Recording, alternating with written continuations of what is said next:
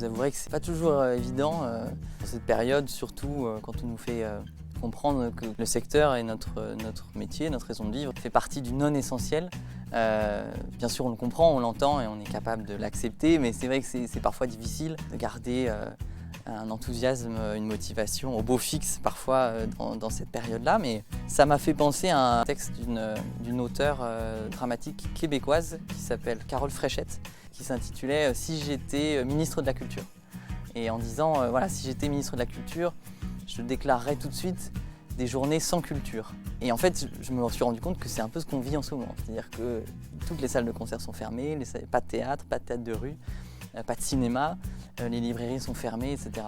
Cette situation ne peut durer que jusqu'à ce qu'on se rende compte que c'est insoutenable en fait, de vivre sans culture et sans les arts. Donc c'est pas viable et qu'il manque quelque chose dans nos vies.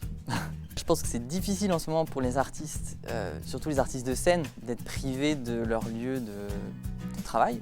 Donc je suis très admiratif de toutes les initiatives qui sont prises pour continuer à créer, à développer des choses et à partager avec le public à travers la magie des réseaux sociaux et de tous les contenus médias qu'on peut imaginer. Je pense que ça, c'est vraiment un rôle de l'artiste, c'est donc d'abord de ne pas perdre espoir, de continuer à y croire, de continuer à